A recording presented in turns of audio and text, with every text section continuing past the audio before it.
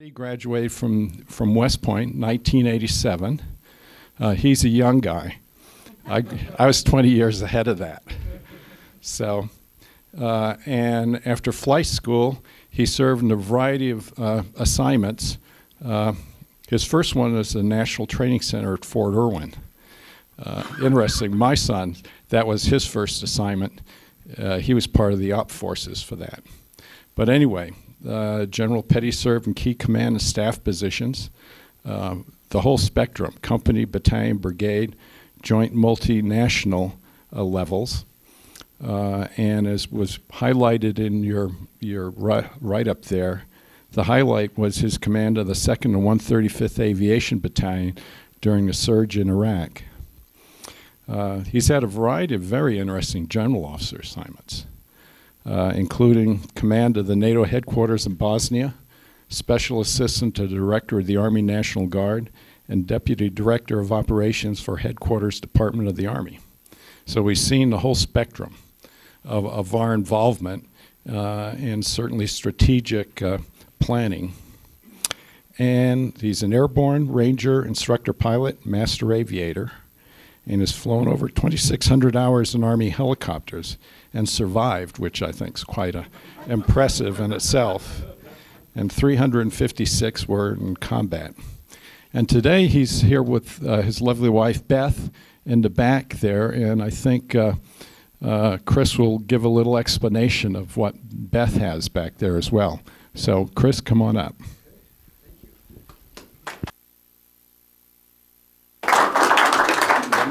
Okay, thanks. Thanks, Mike. Well, it's a real pleasure to be with you here today. What a great opportunity, and I'm surrounded by a bunch of wonderful veterans, so let me say thanks for your service. I'm surrounded by great people, I know that. Flint Whitlock, who you all know probably very well, is part of the reason I'm here, because Flint is actually one of my great authors for the business that I started, which is Battle Digest, and I'll talk to you about that kind of up front, because it really leads into the whole purpose of this presentation, what I'm learning. So Flint, thanks for facilitating me being here today, and recently recovered from heart surgery, by the way. I know most of you know that, but looking fantastic. So fantastic. That's great. So good job, Flint. He said he has the heart of a cow now, something like that. And of course, I would like to introduce Dave Schmidt, who I served with in the Colorado Guard for years, and he's actually the graphic design guy. Small world. So he's the one that helps make these beautiful pamphlets on the history of warfare. So thanks for being here, Dave. So I don't know that you're all fascinated by military history. How many people would say you're very interested in military history? Okay, that helps, actually. Because, yeah, that's good. You'd be surprised. I mean, most people are not that fascinated by military history. This group, of course, is. And that's good, because I'm learning some very interesting things that I really want to share with you. And it's all coming from my retirement business, essentially. I've retired. It's just about a year. I'm still shy of a year. And I really want to share with you some of the things I'm learning. So you got my introduction. Thanks, Mike, by the way, for the introduction. I appreciate it. My mother would be proud. And I know my wife is proud. So anyway, I appreciate that. But my last assignment was actually at the Deputy Director of Operations for Northcom in Colorado Springs, which I know some of you are very familiar with. And so at the end, if you want to talk about current events, I mean, I've been unplugged kind of for over a year, about a year and a half, because I had back surgery before I left too. And but you know, it was quite interesting being in charge of ballistic missile defense for North America and some other things along the way. So if you want to ask questions about Army operations or anything like that, I'm more than willing. I've briefed Congress on Army readiness around the world, stuff like that. So really happy to entertain questions about current events. Just realize they're not as current as you might hope. They're a year and a half old. So what I've done in my retirement, here I am just about a year out. I've never been a historian. I didn't study history, and I certainly was never a publisher. And now I'm 12 months out, and I'm both. And it's kind of an interesting story that got me there, to got me at this point. And the bottom line is, I'm not happy with the way we study military history, military art in the larger force. And don't get me wrong, we do study it, but we really compartmentalize it. And I think we need to put some things together, some key variables together to help our study of warfare. So as I started this business and went about producing this publication called Battle Digest, and I'm just going to hand out a sample for you so you can see what I'm talking about. Just pass them around. You'll get a feel for the idea here. It's really an executive summary of warfare in 3,000 words, which I'm telling you, if you try to write Gettysburg in 3,000 words, you'll understand the art of this thing. But just take a look at this thing, and you'll get an idea what I'm trying to accomplish. You know, kids aren't reading anymore, right? They're just not. And the military is actually cutting back on history. That is no lie. The military is cutting back on history and military art, even at West Point. And it's a little bit heartbreaking. And so what I want to do, what I set out to do, was make it easier and make it more enjoyable and make it more concise and yet packed with lessons that are timeless throughout the ages, because we all know warfare has timeless lessons and principles. Now, I'm not the first one that's kind of tried to go about figuring this out. By the way, I'm going to cover a little background. I'm going to talk about why this stuff matters, why I'm doing this in the first place. I'm going to talk about what I think are the three key variables to study campaigns and battles. I'm not going to talk at the political level of warfare. You know, Clausewitz did a really nice job of that. I'm going to talk about campaigns and battles. And I'm going to give you some historical examples to show you what I'm thinking, and then I'll come up with a few conclusions. So a funny thing happened on the way to retirement, right? I'm, again, not a historian and not a publisher, and now I'm both, and I'm loving it. But I've noticed that patterns emerge, and those are the things I want to explore. I was never good at memorizing dates and names, and it still troubles me to this day, so I have to write it down. You'll see dates and names in these Battle Digest pamphlets. But I really was always fascinated by the continuities, you know, the lessons. Always fascinated by that. And like I said, I'm not the first one that's done this. We've started, you know these names, right? The great thinkers that we have built on throughout the eons of warfare. Sun Tzu in the 6th century, talking about being a great general. What's one of his famous quotes? If you know the enemy and know yourself, you need not fear the result of 100 battles, right? You've heard the Sun Tzu quotes.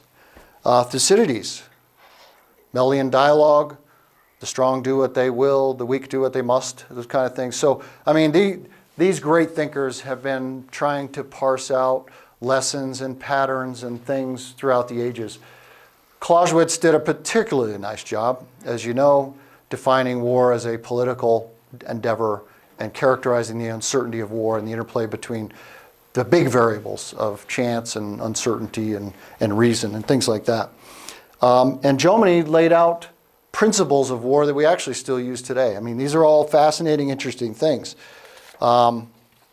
And then Liddell Hart more recently talked about indirect versus direct strategy approaches and operational approaches, which I think is fascinating.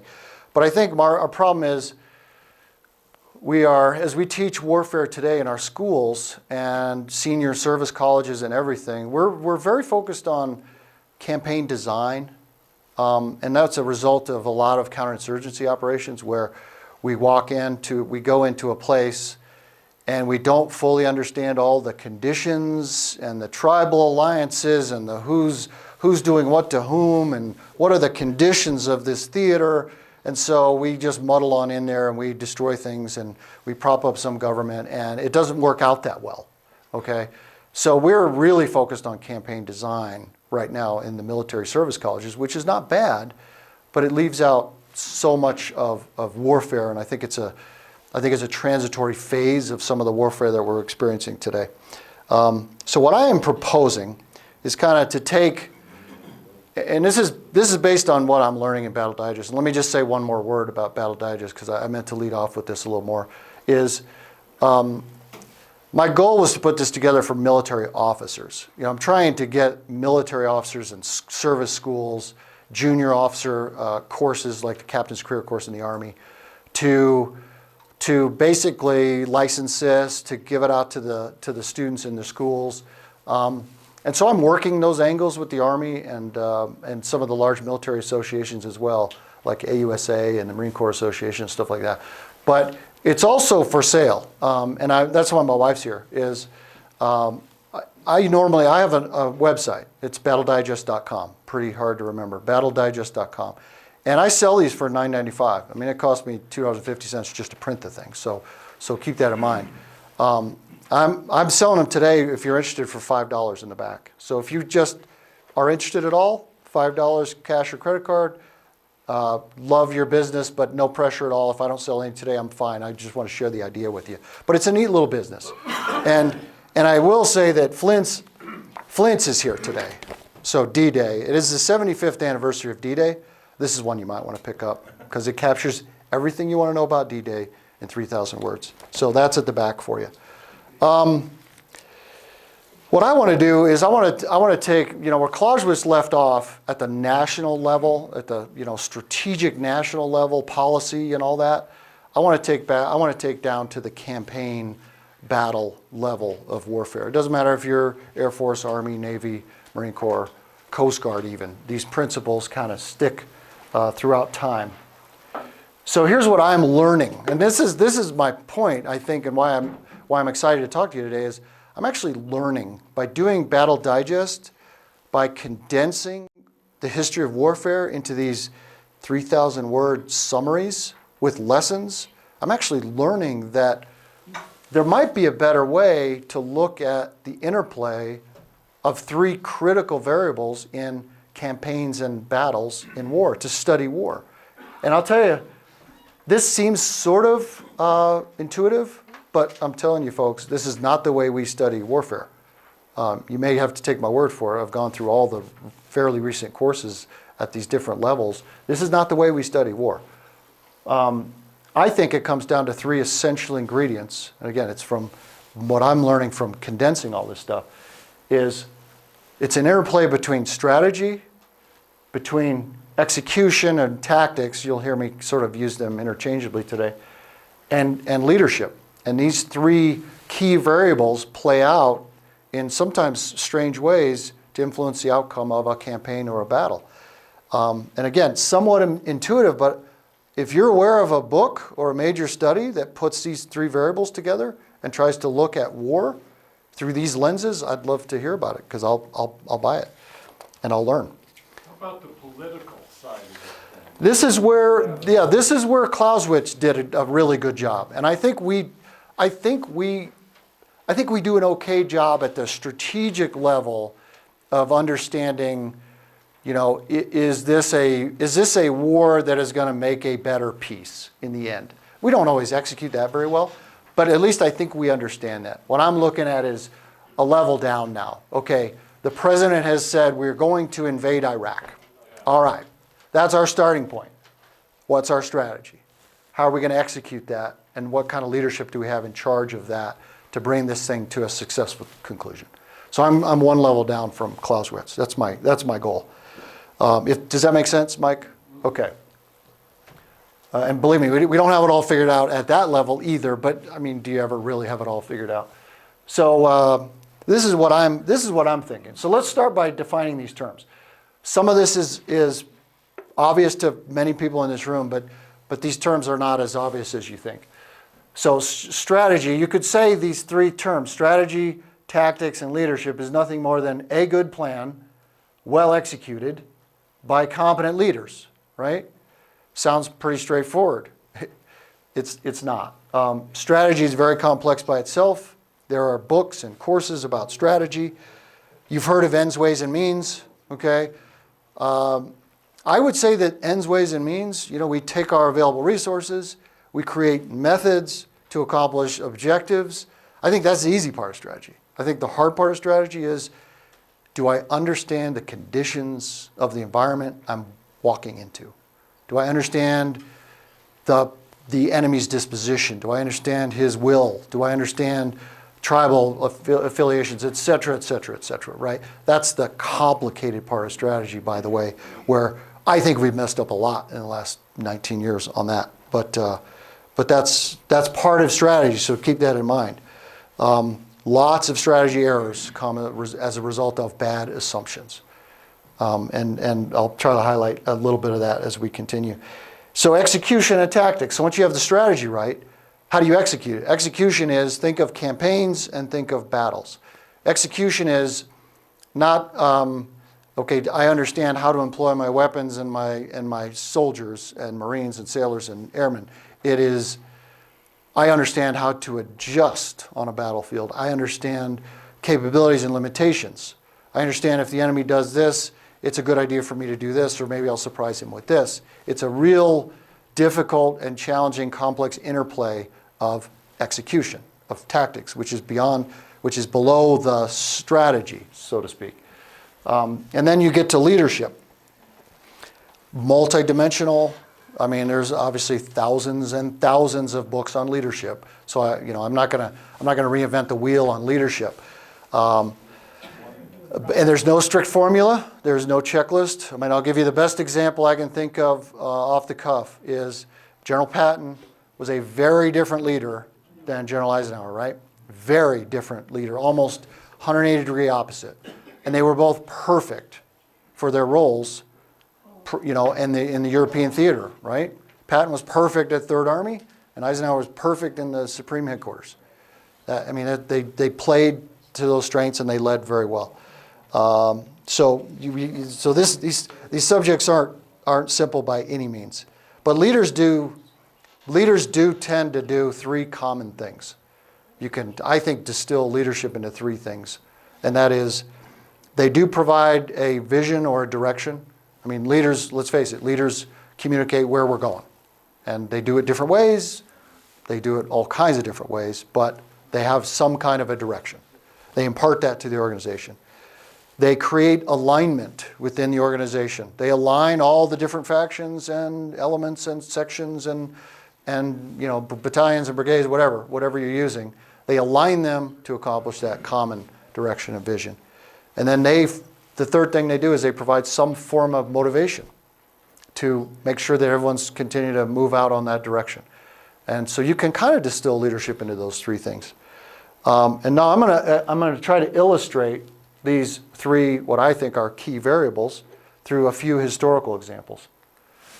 So let's talk about strategy. I mean, I can't isolate it, but let's talk about strategy and isolation, so to speak. So Flint knows a lot more about D-Day than I do because he just wrote the thing. So if he wants to chime in, please. But D-Day is such a great example of good, solid strategy. You're all familiar with D-Day, at least some level of familiarization. The Allies, Germany's fighting on two fronts, east and west. Stalin is saying, Allies, get your butts into Europe. I need you to take the pressure off me because Hitler is destroying my army. And of course, Stalin's taking the brunt of World War II casualties. He's like 2/3 of all casualties, not the Allies. You all know that. And so there's a lot of pressure to get onto Europe. The Allies know they have to get a foothold into Europe if there's any hope of getting into Nazi Germany and crushing Hitler. And so what do? You create a strategy. I think Overlord was a brilliant strategy. They found Hitler's weakness. He had built what we call the Atlantic Wall, 800 miles to defend along the Baltic coast and the Atlantic coast. So the Allies found a weakness. It's hard to defend 800 miles against an assault. So the Allies found a weak spot. They understood the terrain. They knew that those landing beaches were sufficient to build up troops, build harbors, etc., build the lodgment into Europe. They massed combat power. They massed combat power in England primarily. And they created an incredible deception operation called Operation Fortitude, which again, many of you are familiar with. Absolutely played into Hitler's biases. He thought we were going to invade it near Calais.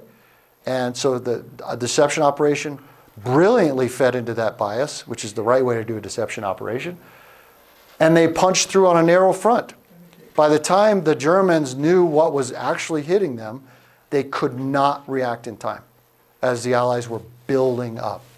So, and they supported the assault with air and naval gunfire and everything else. So, I mean, it was a brilliant example of good strategy. Would you all agree? Good strategy. Okay, so that's the variable strategy, okay, as a great example. How about tactics? Let's look at the variable called tactics or execution. People aren't as familiar with Cowpens as D-Day for obvious reasons. You know, involved like 2,000 soldiers in the American Revolution. But General Daniel Morgan, 160 years prior to D-Day, gives us a great example of tactics, the execution side of what I'm talking about. So Nathaniel Greene takes over. Washington appoints him as the Southern commander in the American Revolution. Things aren't going so well. The British clearly have the upper hand in 1781. Nathaniel Greene changes the Southern strategy. I know I'm back up at strategy, so forgive me for a second. So Nathaniel Greene changes the Southern strategy, decides, hey, I'm not going to fight Cornwallis in the kind of battle he wants to fight, because he wants to head on traditional, you know, where the Brits are strong, that kind of punch out. So Greene's smart. He changes the strategy. So I'm going to use mobility, which is my one advantage I do have. I can feed off the land like Cornwallis can't do. He's got to rely on his supply lines by ship, and I'm going to make him chase me or divide his army. And that's what he did. So he sent this man.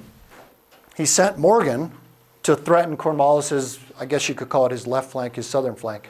And so Cornwallis reacted the way Greene sort of hoped, and he divided his army, and he chased Daniel Morgan into South Carolina at a place called Cowpens by the time he caught up to him. And Daniel Morgan, as a brilliant tactician, was ready for him, okay? So he built a great tactical plan. He used, and I know that not everyone's familiar with the details of the battle, so I'll give you a real quick rundown. So this is Tarleton's forces here. So Morgan had the chance to use the terrain. This is small hills. He hid a lot of his force back here, especially his cavalry. He had 3 lines of defense: skirmishers, kind of, and his main line, which is kind of his anvil that he'd trap them against. And he wanted Tarleton to come in, think that these militia troops were retreating, basically, when in fact they weren't. They were reinforcing. They fell back to the second line, and the second line was also instructed to fire a few volleys and fall back into the third line, which was Morgan's strong line, you know, regulars, and there was some militia in that line too. And they were hidden behind on the reverse slope, sort of like Wellington at Waterloo, a little bit of that foreshadowing. And by the time Tarleton came in, he sort of fell for the trap. And he got sucked into Morgan's trap, whereupon the militia had kind of regrouped and came around and attacked this flank while the cavalry attacked this flank. And he ends up trapping him in a double envelopment. I mean, it's really brilliant tactics for Daniel Morgan. And my point of this is, not to give you a class on Cowpens, is to show an example of great tactical execution, okay? So he used his knowledge of his enemy, Tarleton. He knew he was a rash, you know, impetuous, aggressive commander. He knew he could play on that. He used his knowledge of his own troops. He knew the militia was going to be a little more likely to kind of run, you know, when faced with British regulars. So he used that to build his tactical plan. He used his regulars with militia as his strong line. He used terrain. Not only did he put the river at his guys' back, so they were less likely to want to retreat. They had a river behind them. Pretty effective technique. So he used all that to create this brilliant tactical plan. One of thousands in the history of warfare, but I just highlight that to show that's an example of brilliant tactics. And he also made nice adjustments during the action. I won't get into all the detail. So now let's look at leadership. Okay, we've looked at strategy, we looked at tactics, let's look at leadership. Wellington at Waterloo is, and I won't give you all the details about Waterloo. It's in the Battle Digest behind you if you want it. Wellington is one of the best examples at Waterloo of an excellent leader doing the best he can during the action unfolding in front of him. All accounts of Waterloo that I've ever read, and I've read quite a few, really place him at the critical points in time all over the battlefield, making critical adjustments, encouraging his men, sharing in the risk. I mean, it's kind of remarkable, I think, Wellington at Waterloo is an example of leadership. And again, I won't give you all the details of Waterloo because it would take a long time. But that's just an example. There's lots of great leadership examples in different battles. So what I'm struggling with or excited about or, kind of nugging away in the brain on are what are the interrelationships between these three very important, what I think are the critical variables at this level of warfare. Is one more important than the others? I'm actually starting to think that strategy is more important than the others, but I'm trying to sort of prove that. I'm not there yet. Does good strategy overcome poor leadership? Can good leadership overcome bad strategy? I mean, again, it's this interplay in the variables that I'm really curious about. Can good execution overcome bad strategy? A little more doubtful on that one. If one is bad, can the other still overcome them? And are leadership and execution inextricably tied? That's one conclusion I'm starting to make is I think leadership and tactics, leadership and execution are so tied together. It might be difficult to separate those two. Does that make sense? Yeah? Okay, so here's what I have learned. Okay? Good tactics cannot overcome bad strategy. Now I think we're going to have a case study of Iraq and Afghanistan in about 10 more years, and I'll be showing that slide up here. Hey, we've got great tactics in Iraq and Afghanistan, and we had bad strategy, and it couldn't overcome, the good tactics could not overcome bad strategy. But I'm not going to write that book yet, okay? We're not writing that battle digest yet, okay? But we do have history. So this is probably the best example in history. If you're familiar with Hannibal fighting Rome in the Second Punic Wars, this is probably the best example of brilliant tactics, brilliant tactician, great leader, terrible strategy. So he ends up losing the war anyway.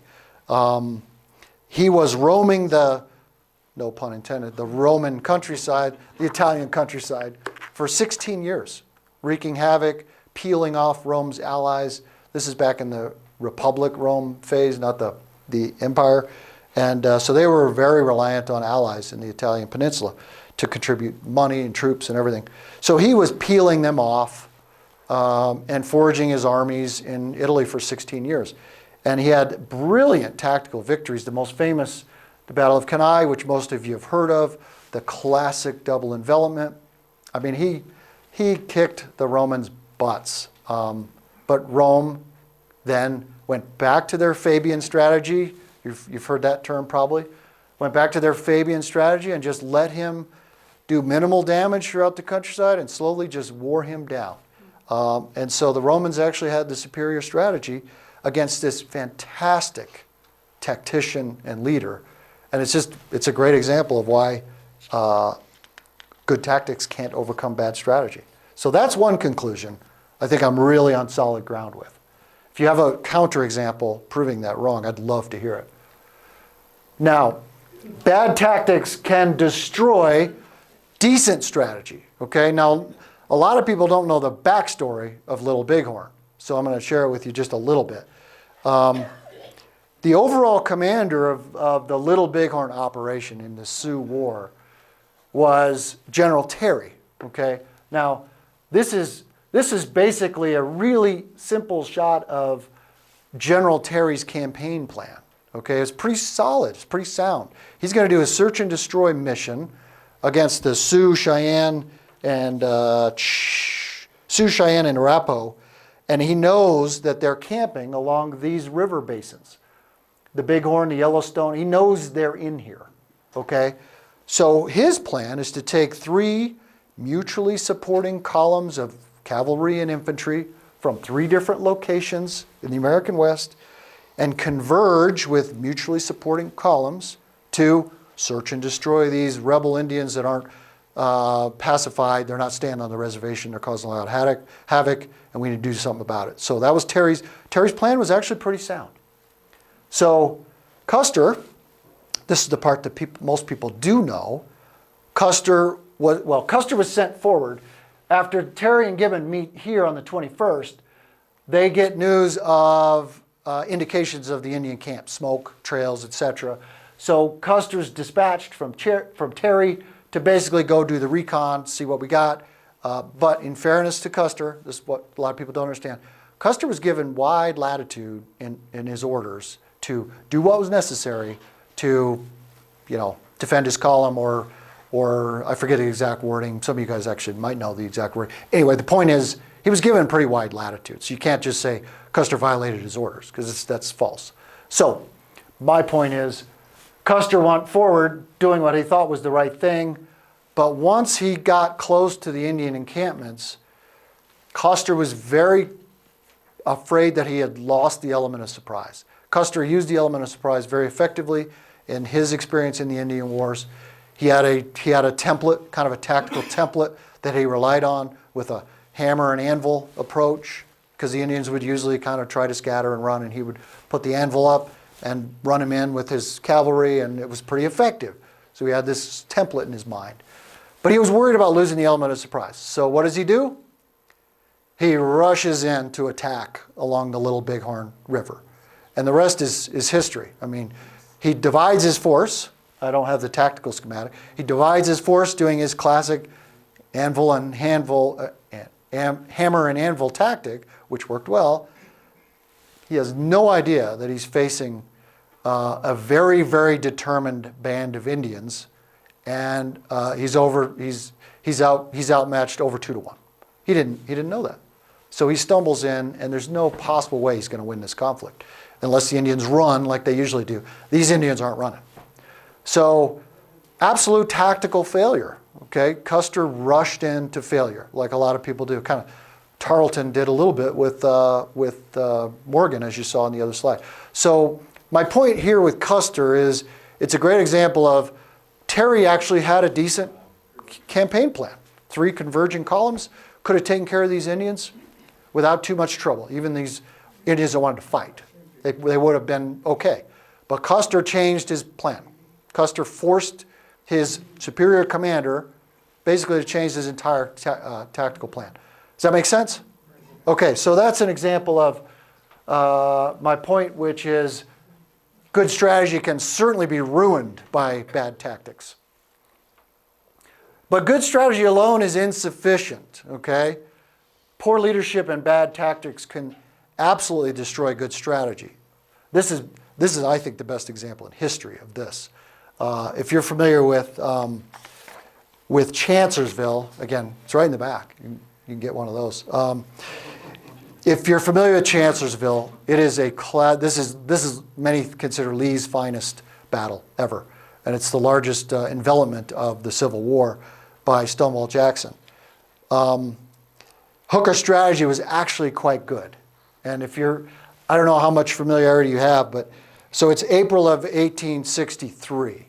Okay, we're a couple of years into the Civil War. There's a stalemate here at Fredericksburg. The Unions got their butts kicked in the fall here at Fredericksburg. Winter quarters. As they come out of winter quarters, they're kind of just staring at each other across the river.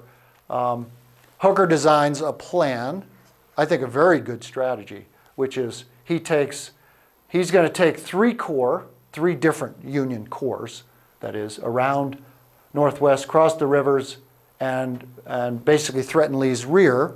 He's going to hold him in place with essentially 1 corps, and he's going to leave 2 corps here to kind of protect the gap between the 2 armies as they move and create some disturbances, etc., to keep his attention. And meanwhile, he's going to send his cavalry corps down to threaten his line of communications to Richmond. It's a pretty good plan, actually. That's a very good plan. And Hooker had Lee outnumbered by over 2-1, 60,000 to 134,000. One of Lee's corps commanders was basically off to the southeast foraging, collecting food for the army. So it was really a good plan. But once Lee made the decision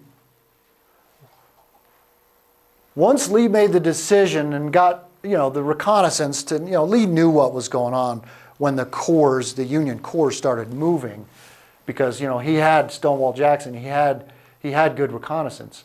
So Lee, this is where they started here.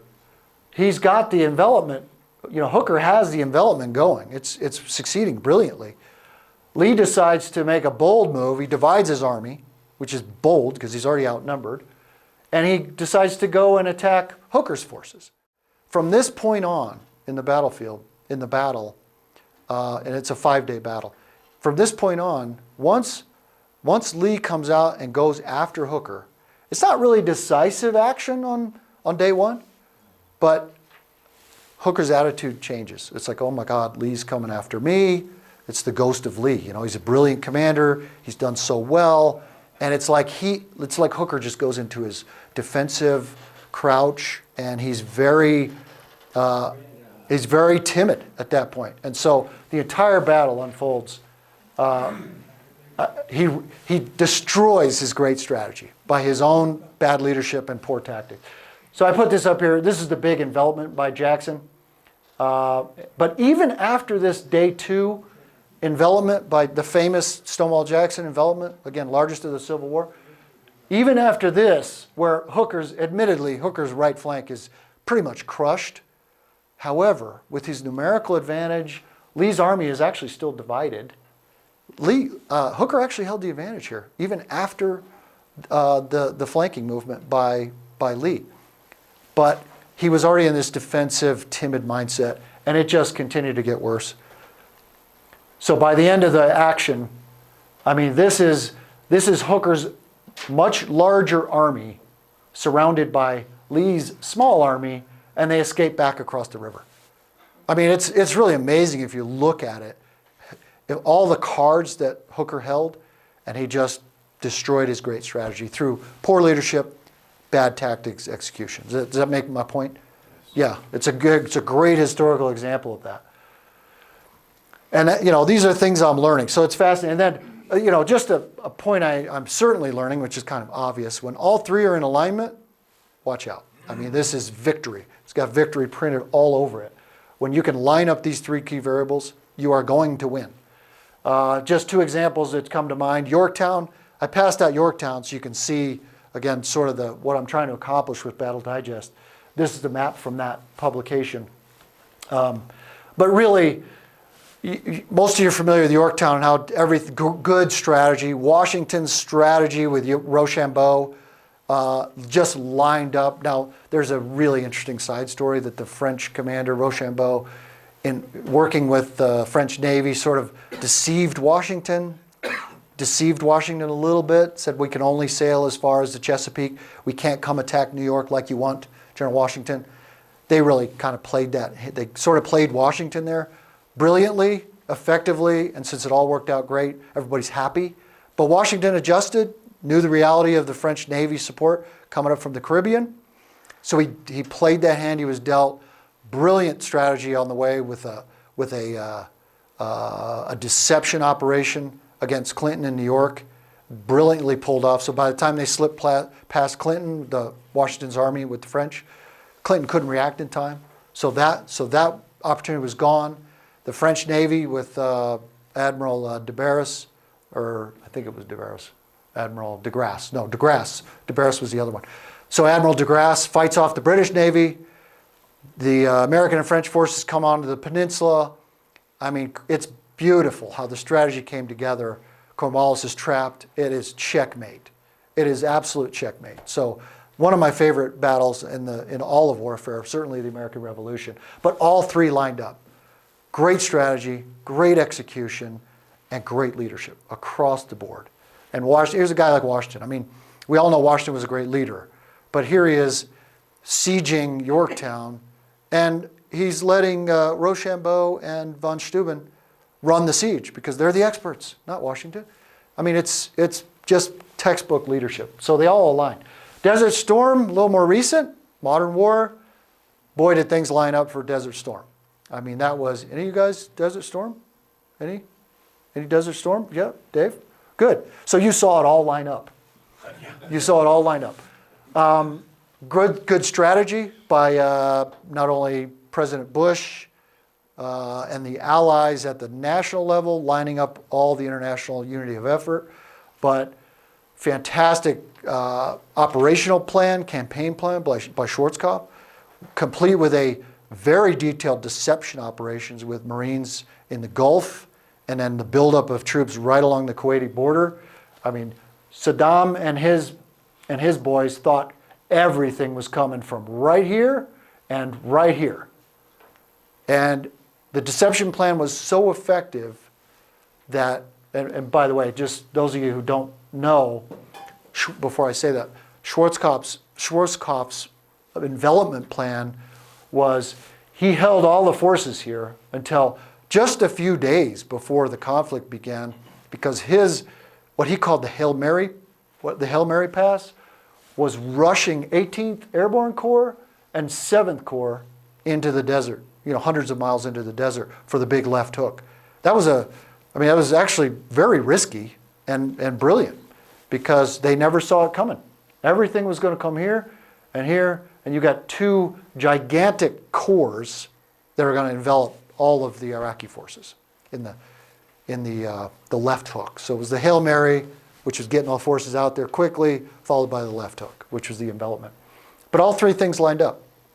The deception operation was so effective that when they captured a major command bunker somewhere inside of Kuwait, their big sand table, what they were wargaming against the Iraqis, had nothing out here. Everything, all of the enemy arrows were oriented from here and here. So I mean, it was classic, it worked. And of course, technology played a role and all that kind of thing. Saddam was nice enough to give us the war that we built the U.S. military for. He just handed it to us on a silver platter. And so we executed. But yeah, thank you very much. Good leadership, good tactics, really good tactics by these subordinate commanders, these corps and division commanders, exploiting success and maneuvering, just fantastic. And really solid strategy. So it's a great example. But there's lots of examples in history. When those three things line up, victory is all over it. So here's the conclusions that I'm coming to so far. I'm young in this journey, but it's a fascinating journey I'm taking. All three of these variables, strategy, execution or tactics, and leadership, are very, very important, clearly. And I think it provides a really nice framework for analysis to look at warfare. And again, I stress to you, this is not the way we are looking at warfare. It's not the way we're studying warfare. Am I right, Dave? This is not the way we're studying warfare in the classroom. But nothing operates in a vacuum. These are very interrelated variables. Like I say, I'm struggling with a couple of the relationships right now. But one thing I have come to understand clearly through my study of history and putting Battle Digest together, spend the time to get the strategy right. Because that seems to be, if one of these is more important than the others, and I'm really starting to think strategy is, you got to spend the time to get the strategy right. And it will pay so many dividends down the road. Even though good strategy can be undone, Custer is a great example of a good strategy being undone. Bad strategy is nearly impossible to overcome, and Hannibal is probably the best example I can think of for that. But I'm also realizing the importance of develop leaders who are tacticians. I know that we love to be falsely seduced into this, everybody can be a leader, everybody can be a manager, it's just different levels of complexity and different building blocks.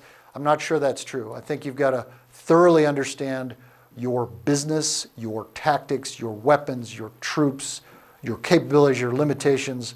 You've got to be steeped in this stuff to be a great leader at this level, campaign and battle. But obviously try to harmonize all three of those and you've got a winning formula. So those are some of my conclusions in my little journey of trying to learn about warfare, which Battle Digest has really catapulted me in. What are your questions? I'd love to have a chat with you all. Yeah. Yes, Mike? This I always find quite fascinating, the tactical side. But then how do we interpret what's happening in Afghanistan? What happened in Iraq after our great tactics got us in there? And certainly for those of us who went to Vietnam, right, I would not say we were that successful. So it seems to me there's a whole nother spectrum Yeah. that overlays all of that. There is. It's a great point. It's kind of what you were hinting at in the very beginning, and so let me try to pull that thread a little bit, because I think it's profound. And that is the national political leadership. In our case, you know, the National Security Council, the president, they have to have a good understanding of what is it we are setting out to accomplish here by physical violence, by invasion, by regime change, whatever that is. What are we trying to do? And do we understand the conditions of this environment that we're about to try to change? Like I said, that's above the level of my study, but it is extremely important because it flows from that, by the way, obvious, right? From that flows strategy. Because you have to have those national policy, what does a better peace look like, you know, what are we trying to do? You have to have all that defined for the military generals to say, okay, now it's time to create military objectives that then accomplish those policy goals. So the problem with Iraq and Afghanistan, in my humble opinion, and you know, the books aren't, history's not finished with this one yet. There's still some real analysis to do, because some things just need time for the thinkers to think. But my initial reaction of the problems with Afghanistan and Iraq is we were very unrealistic about the future state of the environment that we could really affect. So we really thought, like in Iraq, we really thought that we would be cheered as liberators, which we were initially, but really quickly we became occupiers, and the factionalization, we didn't truly understand the depth of the factions in Iraq. Just that, in hindsight, should have been obvious to us, but it wasn't. So Iraq became very, very complicated, and it was basically a civil war that had been wanting to fight for 40 years, finally had the opportunity to play out, and we're the people trying to manage the place going, what is going on here? You know, they finally had the opportunity to fight out their civil war, and they took advantage of that. But isn't that kind of what we're facing now in Afghanistan, Syria? It is. It is. Because these are difficult strategic environments. You can look at Germany, you can look at Japan, people use the example. Those were homogenous cultures. You know, once they realized they were beaten, by the way, some tribes never realized they were beaten. Taliban never realized they were beaten, so they were never beaten. The Nazis knew they were beaten. That helps, it really does help. Yeah, the Japanese knew they were beaten, and so then a homogeneous population comes back together to build a better peace. You don't have any of that in Iraq and Afghanistan. So, very complicated. It's at this level of, we didn't quite set the strategic national policy goals correctly. We didn't read it right. You know, how would you do it differently? I mean, that's a whole nother talk we could have. I would have done it differently, yeah. But even in World War II, our strategy for after the war was never really developed until well into the war. Well, Is that correct? no, I mean, strategies evolve, clearly, and when you talk, and always there's the bleeding between, you know, the Europe first strategy versus, okay, I've now got my toehold at Normandy, and I'm gonna push into Germany. Those are different strategies, you understand? One is the national policy, let's get Europe first, get the toehold, then you got a whole subset strategy on Europe itself.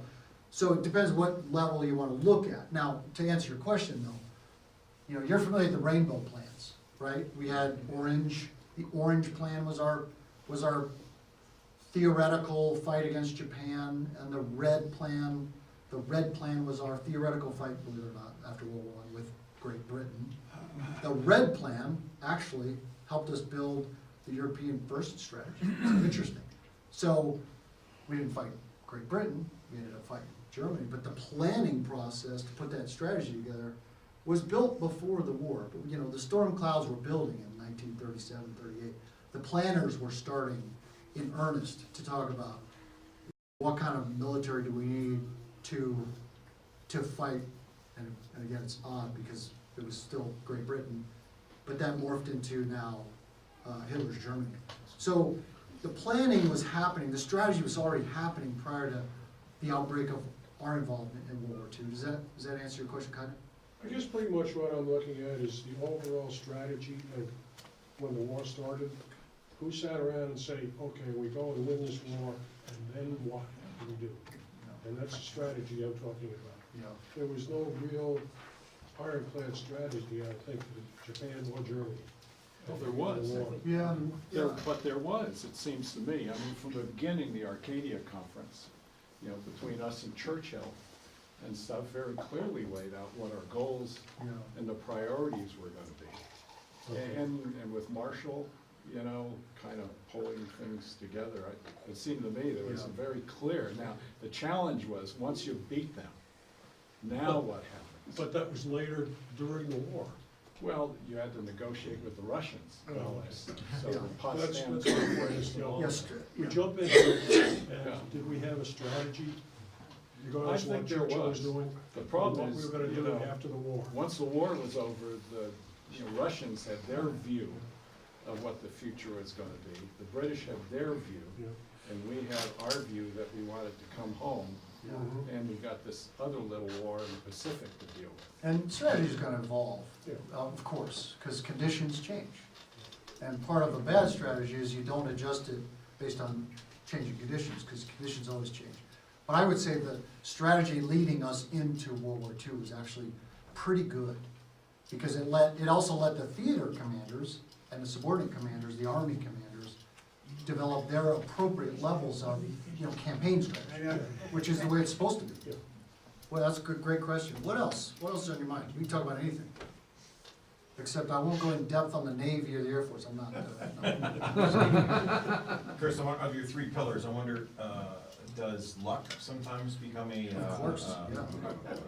tip to the stool, if you will? It does, and I am an admirer of Clausewitz, and he talks about chance.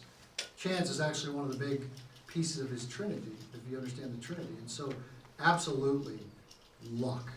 But you can't plan for luck, that's the thing. But if you're a great commander, you can sure use that luck to your advantage, because you've got the other things sort of set, and you've seen the conditions that might create some luck, and so you can adapt to that. But yes, obviously luck is good. Look at the weather.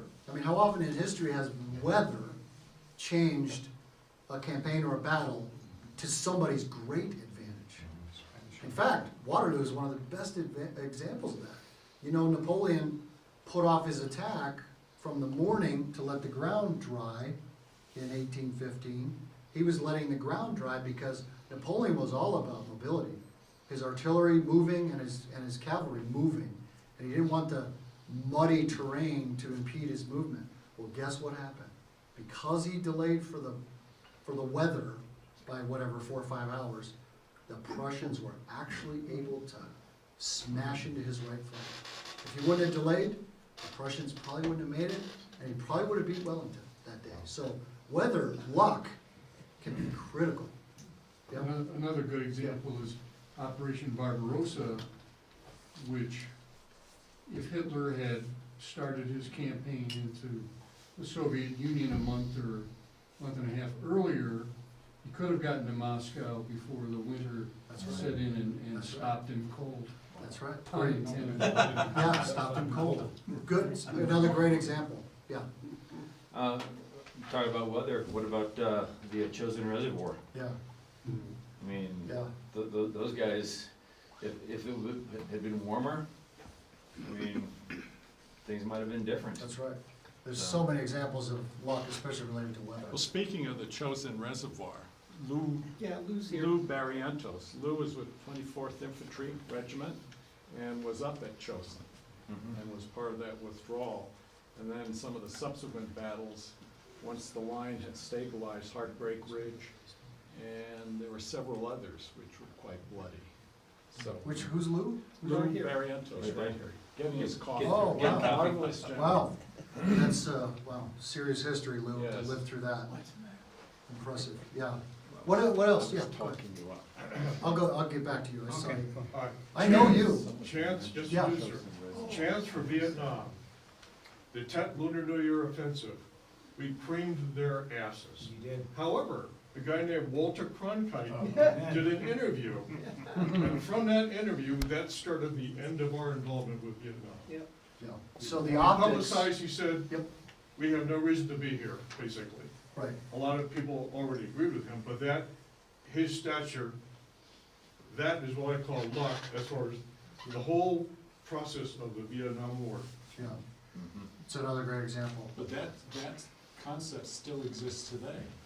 You know, the whole view of our involvement in Afghanistan Yeah. by the press is not exactly positive, you know? You had. Yeah, I just comment, a lot of battle commanders oftentimes underestimate the capability of their people to confront. One pointing case was the Battle of Breed's Hill with British and the Colonials. Right. The British thought they would just run right over them. Had the Colonials maintained more powder and shot and water, they may have prevailed. That's right. Underestimated the Viet Cong and the Viet Minh in Vietnam when we went in there, they are gonna fight. But they were looking at it as a unification thing primarily.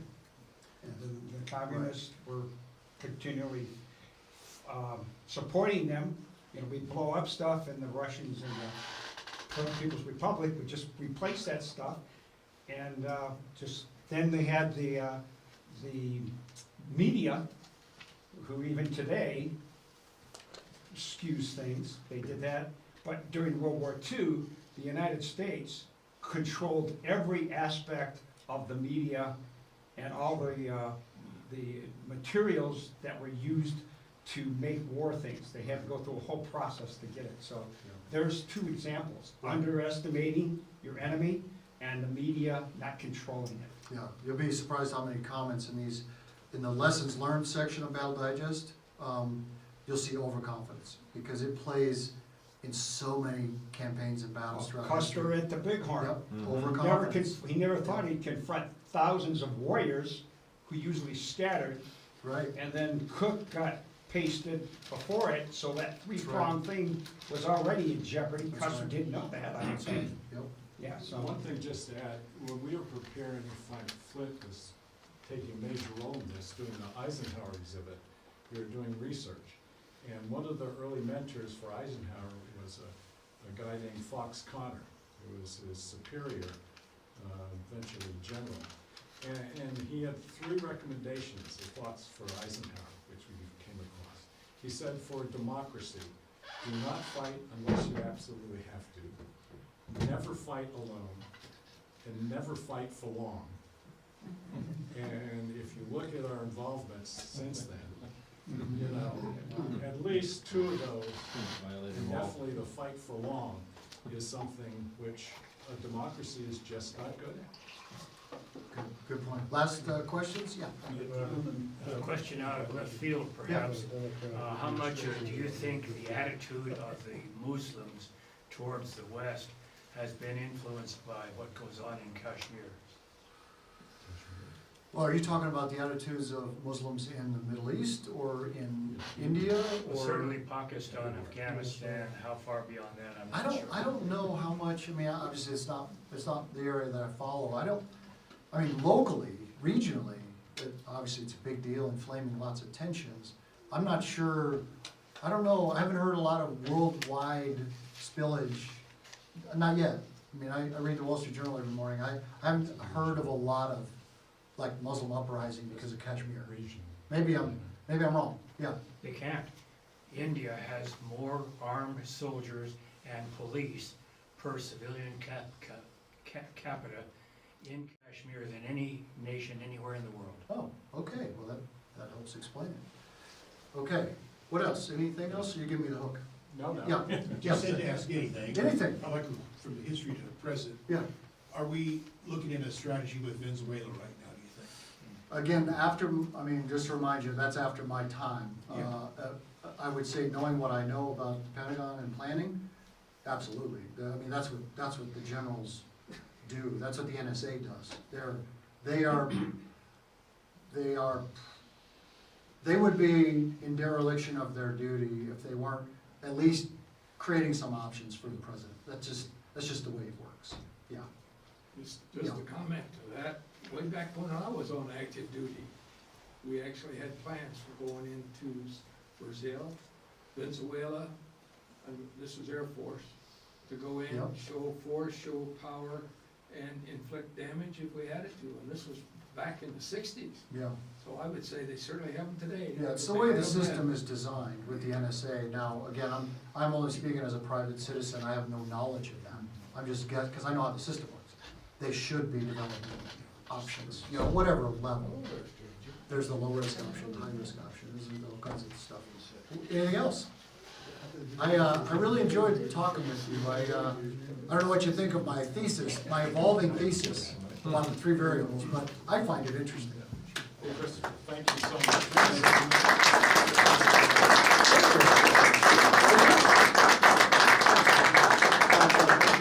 I would appreciate that. Okay. So please come talk some more and visit with Christopher and enjoy some of our donuts. And please look in the back there.